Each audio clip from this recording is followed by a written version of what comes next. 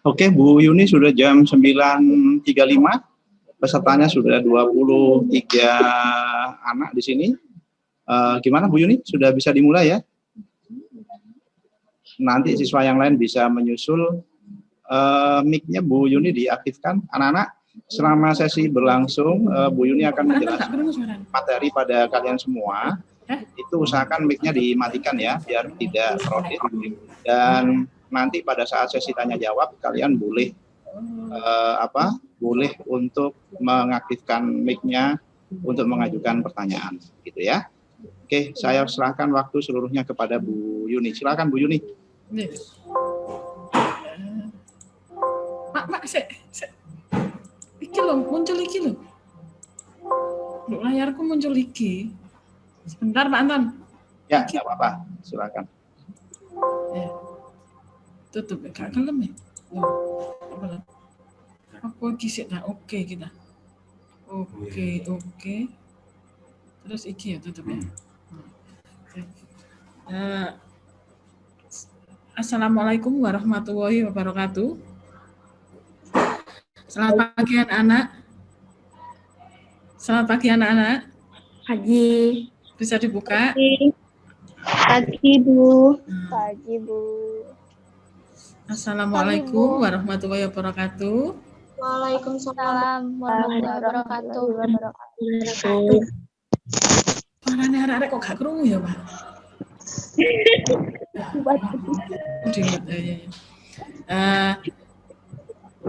Terima kasih sebelumnya pada anak-anak yang mengikuti Zoom meeting pada hari ini. Ya.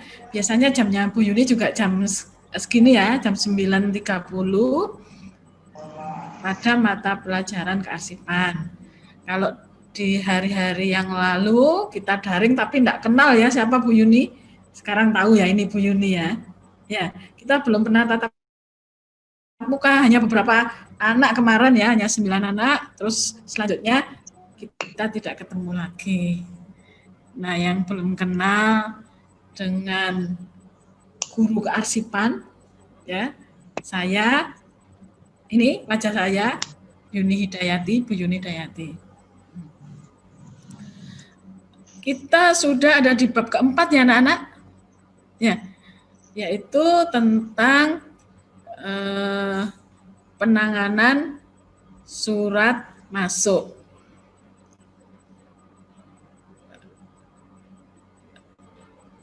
Kita mulai saja.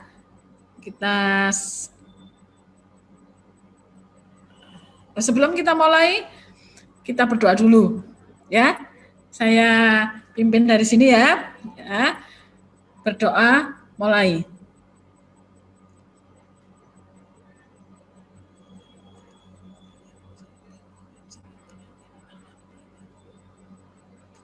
Selesai. Nanti kalau ada yang tidak dimengerti, bisa ditanyakan. Ya. Selama ini 10 OTKP 2, tugas-tugasnya saya pantau 90% masuk tepat waktu. Hanya memang ada beberapa anak, 1-2 yang tugas-tugasnya sering terlambat. Ya. Barangkali kesulitan dalam mengerjakan tugas atau koneksi internetnya yang kurang bagus. Langsung saja saya ke materi.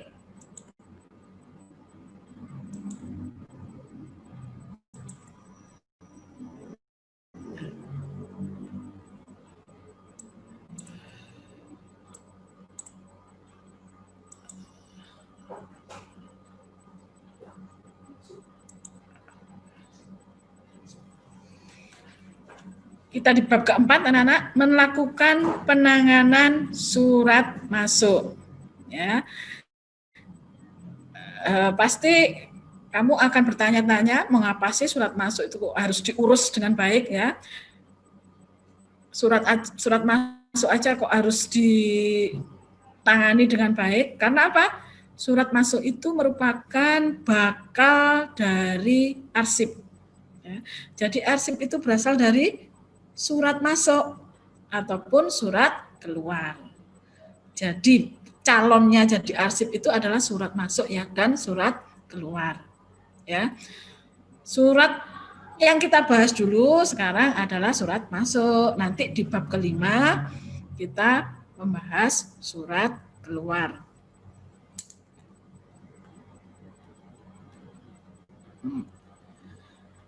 Nah,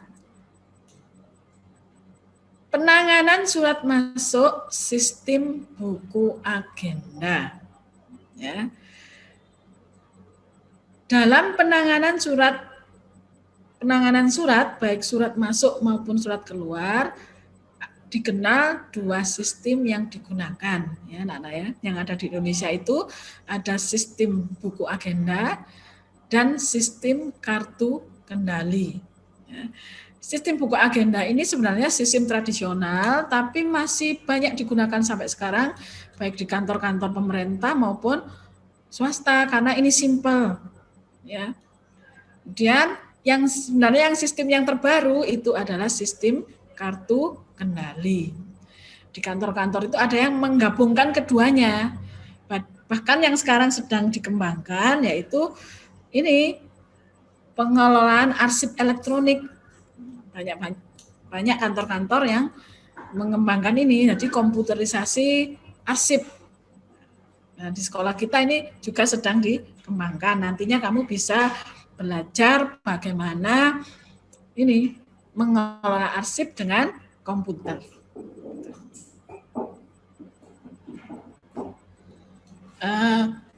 Adapun tujuan pembelajaran dari KD penanganan surat masuk ini diharapkan kalian nanti setelah mengikuti pembelajaran hari ini dapat melakukan identifikasi surat masuk berdasarkan kriteria dan kaidah penanganan surat masuk. Berikutnya, dapat melakukan tahap-tahap penanganan surat masuk dengan tepat sesuai dengan standar prosedur. Bisa kan ini? Kemarin sudah saya tugaskan ini prosedurnya.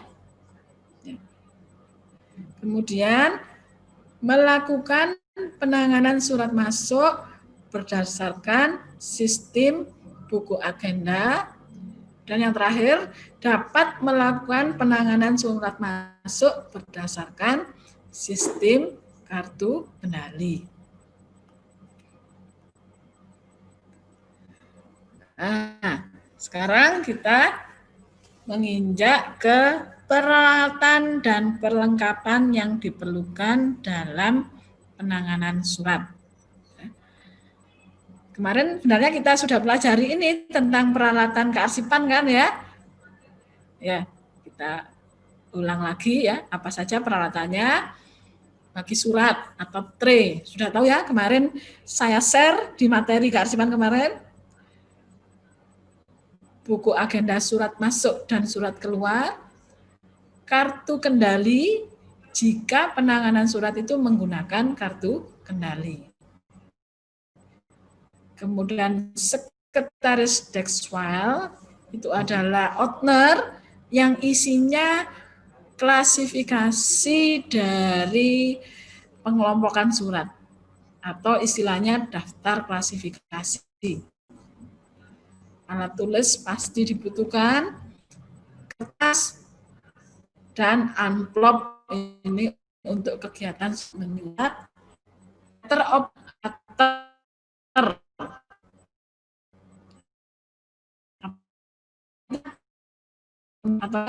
yang tahu? Surat. Ya? Mesin pembuka surat. Betul. Jadi surat yang baik itu enggak boleh dibuka pakai tangan. Ya. Harus pakai alat. Mengapa? Supaya isi dari surat itu tidak kadang-kadang ikut tersobek ya kalau pakai tangan ya. Asal ditarik aja. Ini ada alatnya untuk membuka surat. Itu letter opener atau bisa juga pakai gunting. Tapi harus hati-hati dipastikan surat yang ada di dalam itu tidak ikut tergunting. Stempel. Pasti tahu stempel ya. Kemarin sudah pada pelajaran peralatan kantor itu sudah saya share.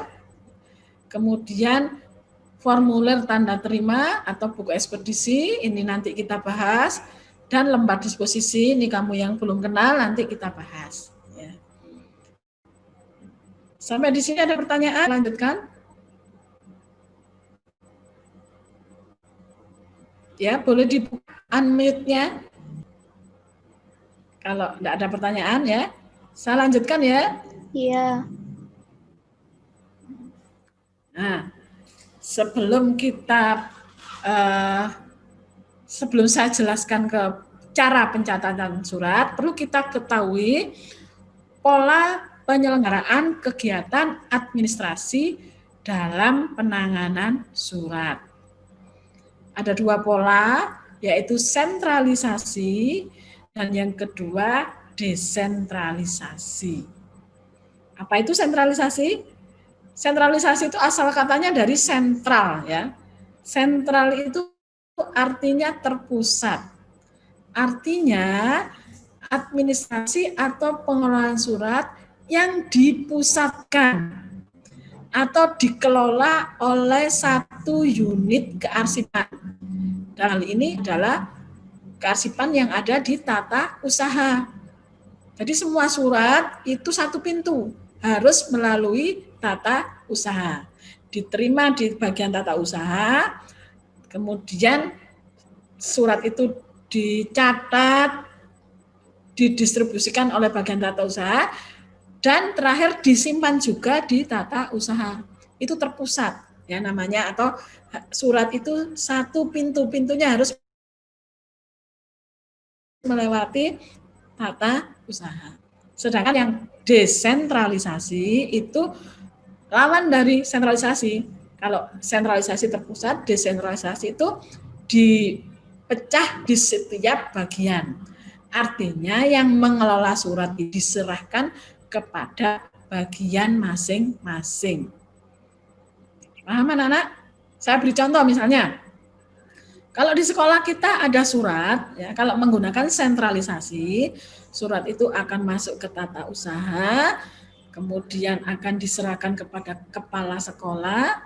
Nah, misalnya surat itu tentang masalah lomba LKS misalnya, ya, maka surat tadi akan diarahkan, kepala sekolah akan mengarahkan ke bagian yang cocok untuk menangani LKS, misalnya ketua jurusan.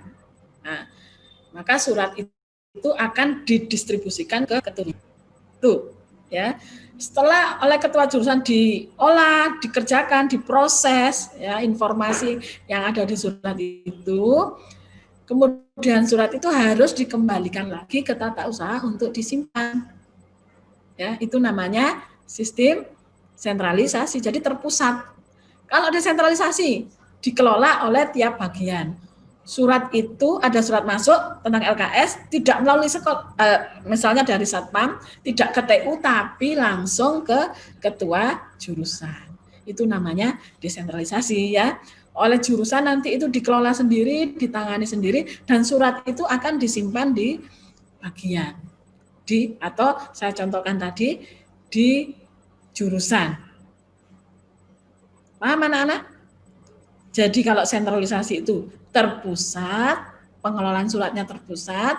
Kalau desentralisasi diserahkan kepada masing-masing bagian yang ada di organisasi. Ya. Paham?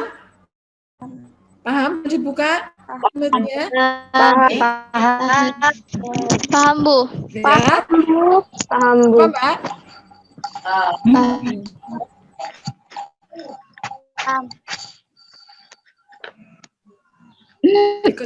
Kita lanjutkan.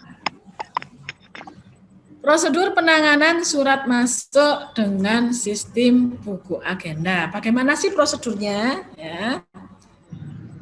Nah, pertama, penerimaan surat. Setelah surat diterima, maka surat akan dilakukan penyortiran. Ya. Setelah itu pencatatan surat, pengarahan surat, penyampaian surat, dan penyimpanan surat. Ya. Penerimaan surat, apa saja kegiatannya? Ya. Menghimpun dan menghitung surat, meneliti ketepatan alamat surat, menandatangani bukti terima surat, menyortir, apa saja kegiatannya? Memisahkan surat berdasarkan jenisnya, pencatatan surat, membaca, memeriksa, membuka stempel, mencatat surat dalam buku agenda surat masuk, pengarahan, penyampaian, dan penyimpanan. Ini singkat saja karena kita breakdown di sini anak-anak. Kita bahas lebih lanjut nah ini satu persatu biar jelas ya. Penerimaan surat. Ya, penerimaan surat. Ini siapa yang menerima surat anak-anak? Yang menerima surat sudah pernah ke SMK 1?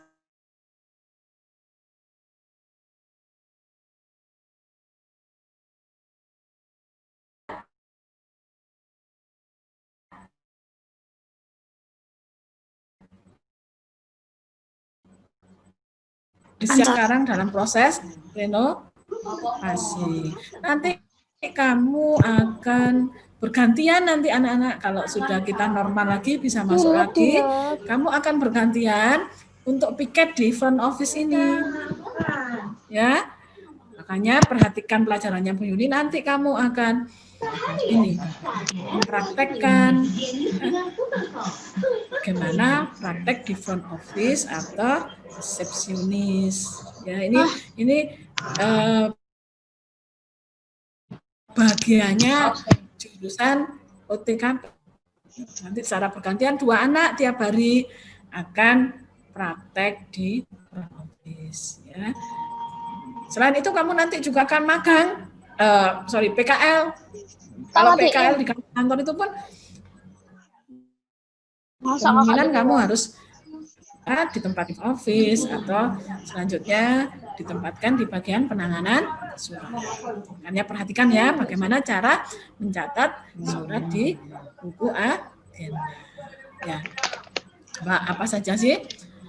Penerimaan surat dilakukan oleh petugas penerima surat yang biasanya berada di bagian depan kantor. Front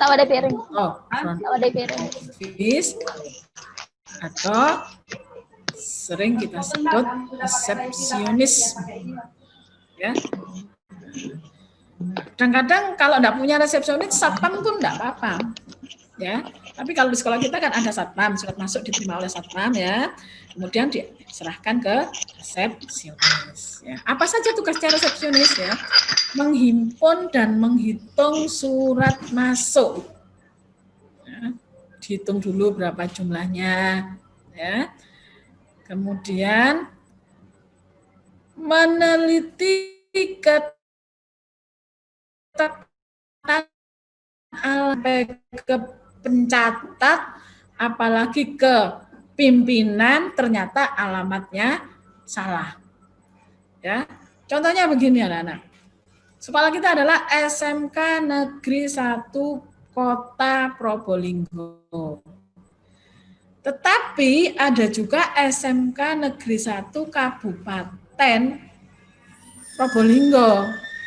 Nah, ini harus hati-hati nih bagian penerima surat ya.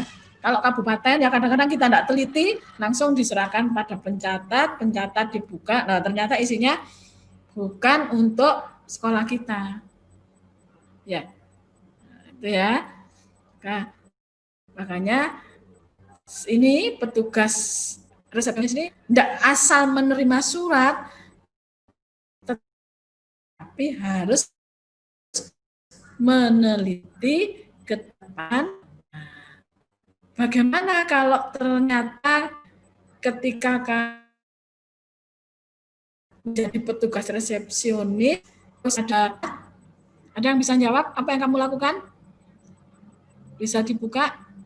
Anak-anak? Ulangi, Bu. Ulangi. Ya? Apa, Mbak? Diulangi. Ya. Aduh, kok Mbak Purwo. Ya. Apa yang di ya, Mbak? Nah, ya sudah, nanti aja ya. Nah, kalau ternyata ada yang ada surat yang salah alamat, sebaiknya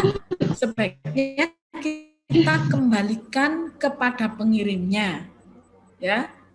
Nah, kalau ternyata pengirimnya sudah pergi, bagaimana? Ya, kita telepon, kita bisa menelpon alamat yang ada di surat. Sampaikan bahwa ada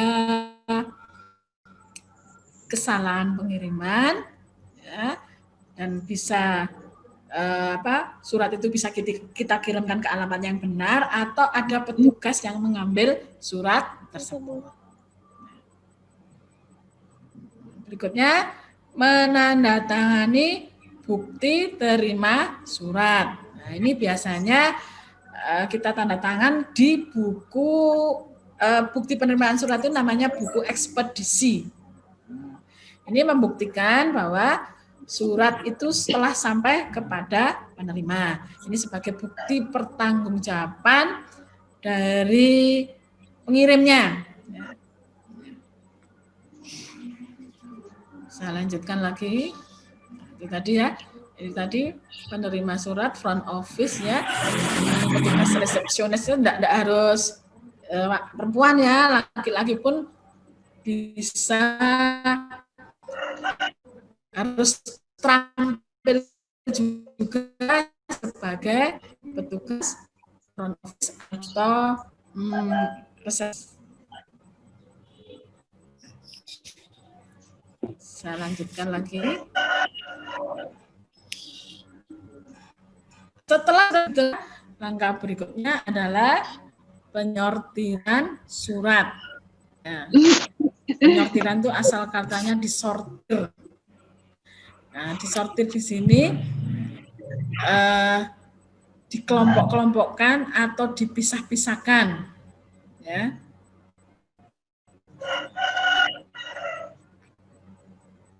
Memisahkan atau mengelompokkan surat berdasarkan jenisnya. Ada surat biasa, ada surat penting, surat rahasia, atau surat pribadi. Ya. Nah, yang diproses itu ya ini surat dinas, surat biasa, surat penting. Ya. Surat biasa itu ya surat yang informasinya biasa. Yang artinya setelah informasi itu dilaksanakan, tidak perlu disimpan terlalu lama, misalnya surat undangan, itu tergolong surat biasa. Surat penting? Ada yang tahu surat penting? Surat penting? Ya. Surat penting itu adalah surat yang, iya Mbak? Dibuka Mbak. Ya, surat penting apa? Ada yang tahu surat penting? Ira? Surat penting? Ada yang tahu surat penting? Tidak tahu? Oh, tidak dibaca itu materi dari Bu Yuni ya? Atau lupa? Sudah saya berikan kan yang lupa. Surat penting itu surat yang memerlukan tindak lanjut dan mempunyai nilai guna dalam proses administrasi. Iya, betul. Nilai guna informasinya.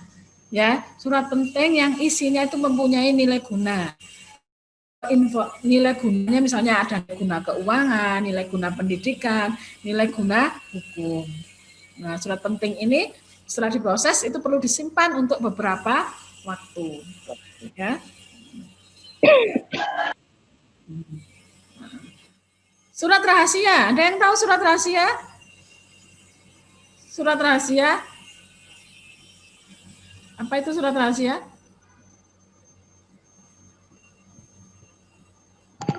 Surat yang isinya tidak boleh diketahui oleh orang lain karena akan menimbulkan kerugian bagi organisasi atau pejabat yang bersangkutan.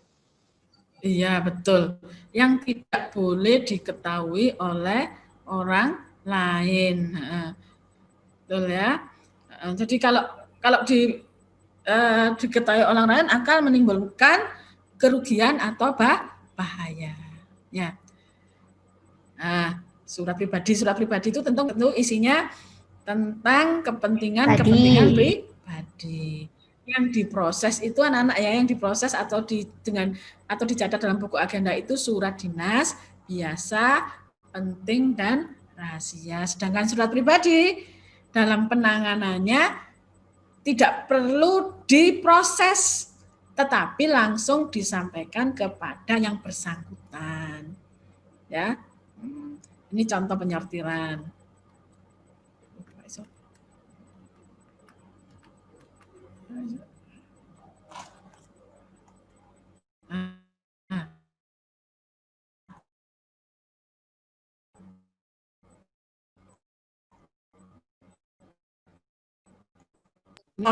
Sortir, ada kotak-kotak ini akan bisa disampaikan kepada pejabat ya, berdasarkan golongannya ya. Surat ini untuk siapa, ini sifatnya apa, apakah surat penting atau surat biasa atau surat rahasia, atau bisa juga berdasarkan surat ini untuk sekretaris atau untuk pejabat yang lain. Dibuatkan kotak-kotak ini sesuai dengan golongannya. Ya. Nah, ini nanti kamu akan melakukan ini anak-anak ketika kamu PKL ya.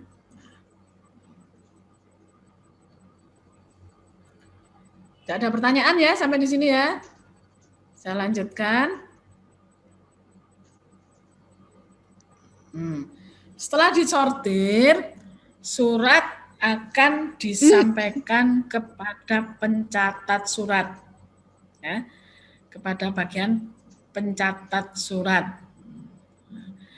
Mengapa sih surat perlu dicatat? Ya, pencatatan surat perlu dilakukan untuk mengetahui banyaknya surat masuk setiap hari. Ya, banyaknya surat masuk setiap hari, setiap minggu, ataupun setiap tahun. Ya, berapa? Makin banyak surat itu menunjukkan kemajuan kantor. Ya, makin sedikit surat itu menunjukkan aktivitas kantor itu juga kurang juga. Ya, makin banyak surat masuk dan makin banyak surat keluar itu menunjukkan bonafitnya suatu organisasi. Ya. Nah, dicatat di mana? Tadi kita bahas karena menggunakan sistem buku agenda dulu ya. Pencatatan menggunakan buku agenda. Buku agenda tunggal, berpasangan, dan kembar. Ya, kemarin sudah kita tugaskan kamu ya. Kamu harus mencari ini 3 buku agenda. Ya, sudah ya kemarin ya.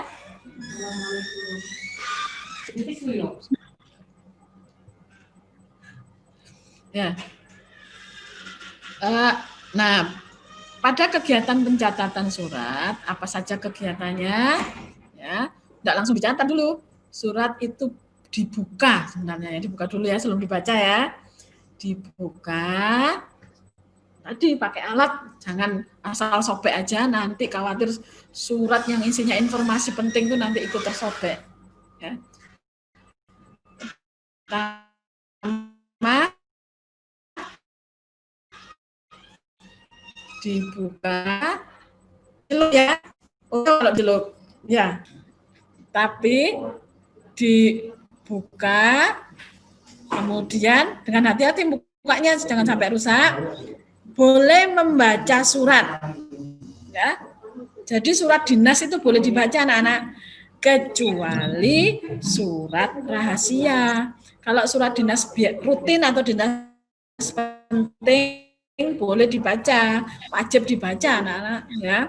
Dibuka dan dibaca. Kemudian diperiksa lampirannya, ya. lampiran mengapa harus diperiksa lampirannya? Kadang-kadang di surat tertera lampiran 1 lembar, tetapi ternyata tidak ada. Ya, atau barangkali begini, di surat tertulis 1 lembar, atau 2 lembar, tapi hanya 1 lembar. Nah, ini harus dicocokkan. Bila terjadi ketidakcocokan, maka ini harus ditanyakan lagi kepada pengirimnya, ya. Jangan diproses dulu, tanya di lampiran 2 lembar, tapi hanya 1. Nah, kan berarti salah toh ya? Atau ditulis 1 lembar lampiran 1 lembar, tapi tidak ada lampirannya. Nah, ini surat ini jangan diproses dulu, dikembalikan lagi kepada pengirimnya. Ya. Kemudian membubuhkan stempel. Yang dimaksud di sini itu bukan stempel organisasi anak-anak, tapi stempel yang isinya itu tanggal dan waktu penerimaan surat. Bukan stempel organisasi loh ya, tapi tanggal dan waktu penerimaan surat. Tadi surat itu baru mencatatnya di dalam buku agenda. Ya.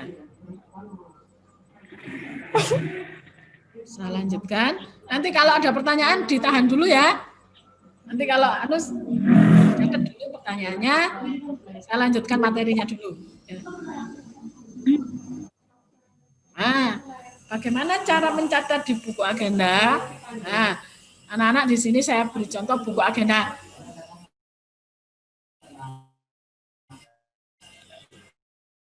Tunggal ya. Nanti yang selebihnya kita praktekkan di kelas. Lagi kan kita bisa tatap muka, praktekkan ketiga-tiganya. Sip elektronik kita bisa nah ini contoh buku agenda surat masuk dan surat keluar atau tunggal ya. Buku agenda tunggal itu surat masuk dan surat keluar dicatat jadi 1 buku. Ya, saya ulangi lagi, sudah ke atas dulu. Nah, ini kan ada agenda tunggal, pasangan tunggal, surat masuk dan surat keluar dicatat dalam 1 buku secara berurutan. Buku berpasangan itu kan artinya ada 2 orang ya berpasangan, berarti ini ada 2 surat masuk dan surat keluar dijadikan 1 buku, tetapi di sebelah kiri, sisi sebelah kiri dari buku itu digunakan untuk mencatat surat masuk, sedangkan yang sisi kanan digunakan untuk mencatat surat keluar. Ya, sedangkan kalau buku agenda kembar itu ada 2 buku, 1 buku digunakan untuk mencatat surat masuk, 1 buku digunakan untuk mencatat surat keluar. Nanti saya buka sesi pertanyaan. Saya selesaikan dulu materinya. Nah, ini contoh buku agenda tunggal. Ya, ada kolom nomor, tanggal terima dan kirim. Nah, terima itu maksudnya kalau mencatat surat masuk. Kirim kalau kita akan mencatat surat keluar. M dan K. Nah, kalau kita mencatat surat masuk berarti kodenya M. Kalau mencatat surat keluar kodenya K. Nah, ini nomor yang ada di surat, tanggal yang ada di surat. Kemudian dari atau kepada, dari itu berarti untuk mencatat surat masuk. Kepada digunakan untuk mencatat surat keluar. Ya, perihal itu untuk mengisi secara singkat ini keterangan misalnya ada lampiran atau ada informasi yang lain. Ya. Contohnya ini misalnya surat diterima tanggal 2 bulan November 2020 karena surat masuk maka ini adalah M. Nomornya 01/20. Nah, ini cara penomorannya ini nanti kita bahas lebih lanjut ya anak-anaknya. Nomor ini kok bisa seperti ini gimana Bu? Kok panjang? Nah, nanti kita bahas di bab tersendiri ya. Pada saat kita membahas surat keluar. Kemudian tanggal yang ada di surat. Beda ya. Ini tanggal yang ada di surat, ini adalah tanggal terima. Kemudian dari atau kepada itu kalau surat masuk berarti dari. Contohnya ini PT Inti Jaya Jalan Pangkalan Asem nomor 102 Johar Baru Jakarta Pusat. Kemudian perihal itu enggak perlu panjang-panjang anak-anak, singkat tapi informasinya jelas ya.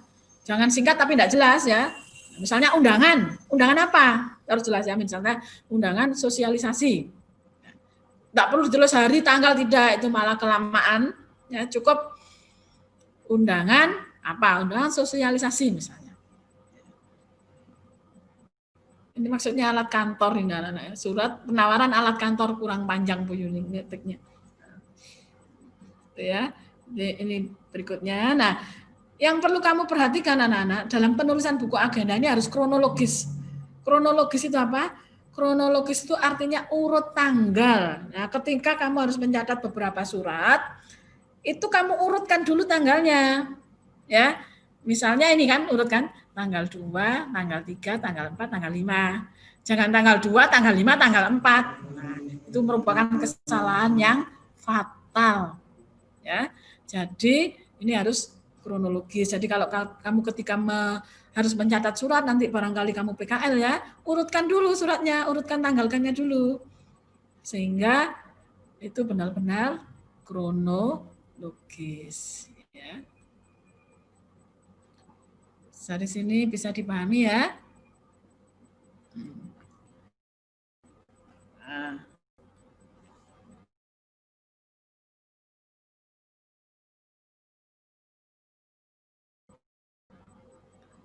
Nah, setelah surat tercatat, maka pencatat surat tadi akan melampirkan lembar disposisi. Ya. Pada suratnya diberikan kepada pimpinan. Ya. Nah, pimpinan nanti akan membaca surat itu, kemudian dia akan menentukan siapa yang harus menangani surat itu. Nah, kegiatan ini namanya adalah pengarahan surat. Ya. Jadi ini apa sih pengarahan surat itu? Adalah menentukan pejabat mana yang harus menangani surat lebih lanjut dengan mencatat instruksi pimpinan dalam lembar disposisi. Ya, paham ya? Nah, jadi saya ulang lagi, siapa yang menjadi pengarah? Pengarah suratnya adalah pimpinan. Ya, pimpinan tadi setelah menerima surat membaca ini ya, setelah menerima surat dari pencatat, surat diteliti kebenarannya, kemudian menuliskan instruksi pada lembar disposisi. Ya, jadi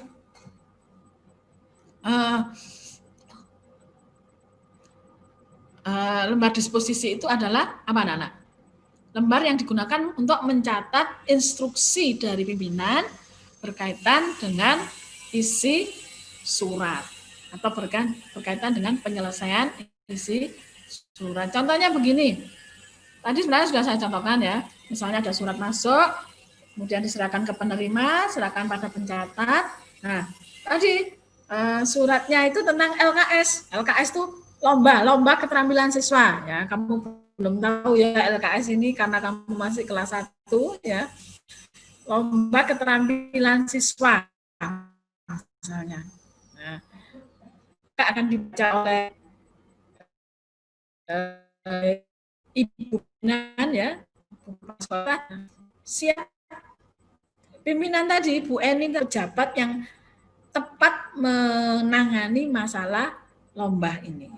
Misalnya kalau LKS itu ya ketua jurusannya, maka akan ditulislah di lembar disposisi itu misalnya kepada ketua program keahlian Bapak Gunaning Karjito. Informasinya apa? Instruksinya apa? Misalnya mohon ditindaklanjuti. Misalnya. Ya.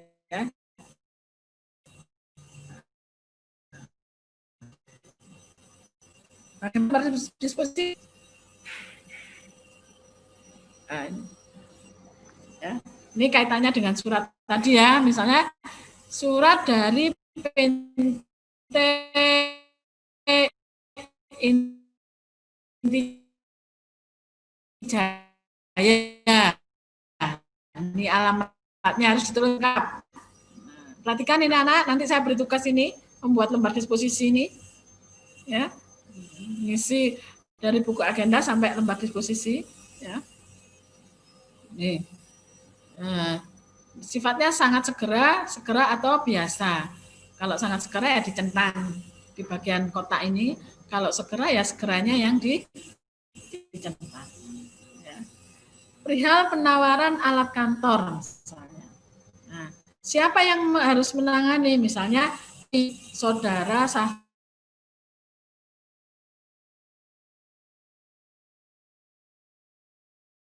Gunawan karena belinya misalnya proses lebih lanjut. Nah, isinya apa? Mohon dipelajari dan ditindaklanjuti.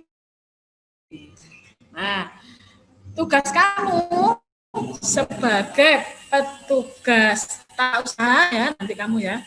Disposisi yang kamu isikan, yang boleh kamu isi di lembar C itu ini. Alamat, nomor surat, ini kamu. Ya. Kemudian nomor agenda, tanggal surat ya, tanggal diterima ini, nomor agenda, sifat ini kamu yang isi. Sampai perihal ini yang isi adalah petugas tata usaha. Sedangkan yang diteruskan kepada ini siapa yang isi anak-anak? Anak-anak. Yang isi? Siapa? Ayo, bisa di-mute? Ada yang bisa jawab? Nah, untuk kolom diteruskan kepada ini terus menunjuk nama orang dan ini apa yang harus dan informasi dari lembar disposisi ini yang isi adalah pimpinan. Ya. Boleh jawab ya. Ini yang isi adalah pimpinan. Ya, perhatikan, kamu tidak boleh ngisi ini. Ini wilayahnya pimpinan ini. Jadi yang boleh ditulis oleh TU itu ini. Alamatnya, nomor suratnya, tanggal, terus tentangnya ini, perihalnya. Yang ini yang menentukan adalah pimpinan. Saya lanjutkan, takut tidak cukup waktunya. Kemudian penyampaian surat. Setelah pimpinan menuliskan instruksinya di lembar disposisi, surat berserta lembar disposisi selanjutnya diberikan kepada orang yang ditunjuk pimpinan yang telah ditulis di lembar disposisi. Arti ya, tadi misalnya LKS ditujukan kepada Pak Gunaning Karjito, maka surat tadi berdasarkan disposisi harus diberikan pada Pak Gunaning. Ya, yang memberikan siapa?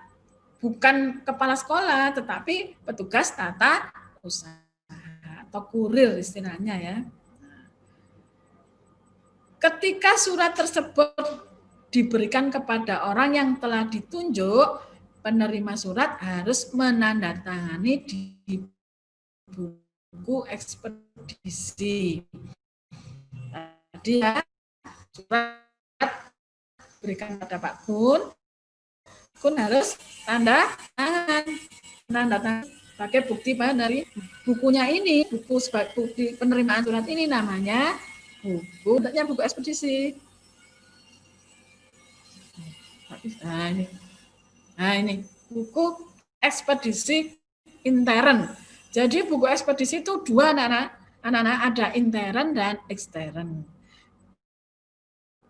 Ekstern apabila kita ngirim surat keluar, ya. Intern apabila kita menyampaikan surat itu ke dalam organisasi. Ya, contohnya tadi ini sebagai contoh tadi ya, misalnya nomor 1 tanggal surat 30 bulan 10 2020 nomornya ini dikirim kepada Bapak Sahrul Gunawan, penerimanya Lina Budiarti misalnya. Ini antara dikirim misalnya ini enggak harus Pak Sahrul sendiri, boleh sekretarisnya atau pegawai yang lain yang satu ruangan dengan Bapak Sahrul Gunawan ini. Kalau kebetulan ada Bapak Sahrul sendiri ya ditulis Pak Sahrul Gunawan. Jadi tidak harus yang menerima tapi pegawainya atau orang-orang yang satu ruangan. Ya, paham ya anak-anak ya? Saya lanjutkan. Nah, setelah selesai surat tadi diproses ya. Setelah dilaksanakan informasinya, misalnya tadi ini tadi yang contoh yang pertama tadi ini tentang surat penawaran tadi dibaca, diteliti dan mengadakan pesanan ya dan membuat pesanan atas barang tersebut. Setelah diproses maksudnya sudah dilaksanakan instruksi dari pimpinan, maka surat asli diserahkan kepada bagian tata usaha atau bagian kearsipan. Berarti ini sistemnya apa anak-anak kalau kembali ke tata usaha suratnya? Penyimpanan. Sentralisasi atau desentralisasi? Ada yang mau jawab? Sentralisasi. Kak krungu ya Pak ya, Pak ya. Kak krungu suaranya arek-arek. Arek-arek jawab ya Kak krungu. Ya? Gimana anak? Sistem apa? Sentralisasi. Paham ya? Ya. Ya. Setelah diproses, diserahkan bagian kearsipan untuk disimpan menggunakan sistem tertentu. Nah, ini ada sistem abjad, sistem subjek, sistem nomor, atau sistem tanggal, dan sistem wilayah. Ini nanti kita pelajari semua arsip-arsip ini. Ya. Nah, ini arsip gambar. Nah, disimpan di sini. Arsipannya disimpan di bagian Waktunya kurang 5 menit, barangkali ada yang ditanyakan? Ada yang mau bertanya? Dari atas? Tadi barangkali ada yang kurang dipahami? Atau kamu arahkan aja, Bu, di slide ini saya enggak ngerti, itu enggak apa-apa. Ada yang ditanyakan? Ya? Ya, Mbak? Mau nanya, Ya. itu untuk stempelnya tuh sesuai tanggal itu berarti stempelnya berubah-ubah gitu, Bu? Oh, itu anak-anak stempel tanggal ya. Nah, stempel tanggal itu bisa kosongan tanggalnya. Jadi cap tanggal tapi kosong. Ya. Iya. Nah, terus ditulis tangan tanggalnya. Tetapi bisa menggunakan numbering machine namanya ya, alat ini penomoran. Jadi bisa disesuaikan dengan tanggal. Ada yang stempel tanggal seperti itu. Ya. Jadi stempel yang tanggal itu tinggal diputer aja. Ada kan kemarin di alat kearsipan? Ya. Ya, numbering machine ya namanya. Numbering machine. Ya. Ya, Bu. Ya, ada lagi yang ditanyakan? Yang lainnya? Barangkali ada yang sentralisasi, desentralisasi. Ayo. Ada yang tanya?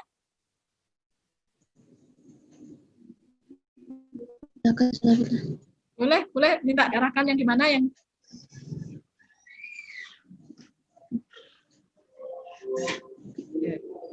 Misalkan sudah berdasarkan jenis.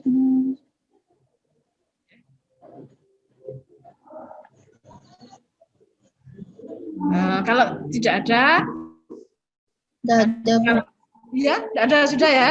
Nah, Iya, tidak ada. nanti kalau ngerti atau bingung, ngerti atau masih bingung? Ya, nanti kalau masih bingung bisa chat Bu Yuni aja ya. Nah, tugasnya nanti saya share di GC. Iya, Bu. Tetap Ya, Bu. tugas ya. Iya, Bu. Ini tugasnya saya kirim di GC. Nanti kamu harus praktek mencatat tugas di buku agenda. Saya kirim ya sebentar lagi ya. Iya, Bu. Begitu saya akhiri pelajaran pada pagi hari ini. Semoga informasi atau materi yang saya sampaikan ini dapat kamu serap dengan baik dan nantinya bermanfaat ketika kamu praktek atau bekerja. Saya akhiri. Assalamualaikum warahmatullahi wabarakatuh. Waalaikumsalam warahmatullahi wabarakatuh.